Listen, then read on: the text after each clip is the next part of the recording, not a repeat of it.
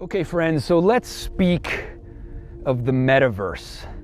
Let us speak of human imagination exteriorized.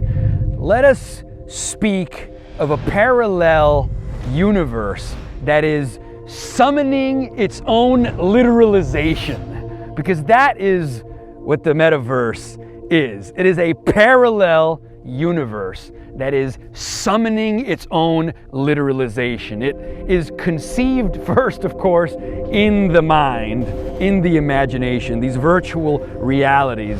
And then in combination with our modest-looking thumbs, was instantiated in the world and now lives in a substrate of ones and zeros. And so what's striking about the metaverse is that it is a collective imaginarium. It is human imagination exteriorized, and one that can be paid visitation to by many minds at once. When we dream at night and go into the virtual reality inside of our mind, we do so alone. When we dream, we work through problems, we try things out. The laws of physics don't constrain us. We can take risks. The brain can play out all these simulations that can then prove useful in our normal waking states. But this creative problem solving in the dream world is an individual thing.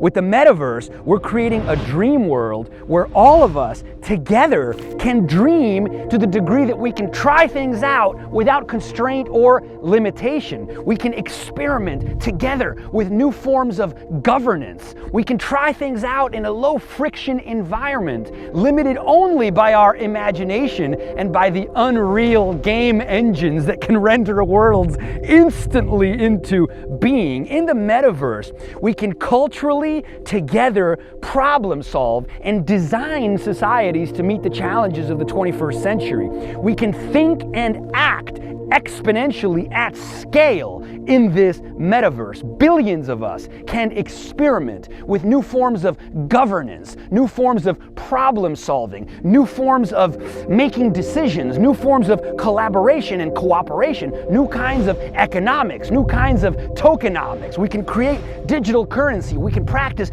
decentralization. We can govern in a decentralized manner. We can cooperate and collaborate. We can compete and make new rules. We can rewrite the rules. We can play. We can play, which again serves the same function. Kids at play are trying things out, are stretching their minds, are running simulations. When we dream, when we play, and now together, where we experiment and problem solve in the metaverse. You know, Bob Keegan says, of course, the world has many problems. There are many reasons to feel despair, but he had this great line. He said, you know, how about if we reframe this and we see a problem to be solved as a problem that can solve us? And so in the metaverse, all the problems to be solved can become problems that solve us, because through the collective and creative problem solving of many minds together trying things out, we can change how we think and how we act in ways that can have a spillover, a reality bleed-through effect into the meat space, the Euclidean meat space in which we also dwell.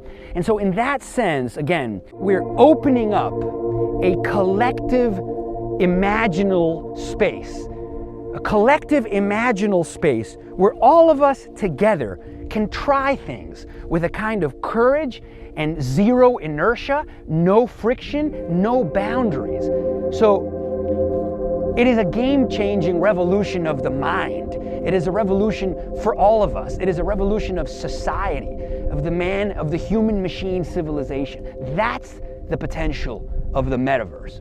And so the question is, are you in? Are you in? Let's do this.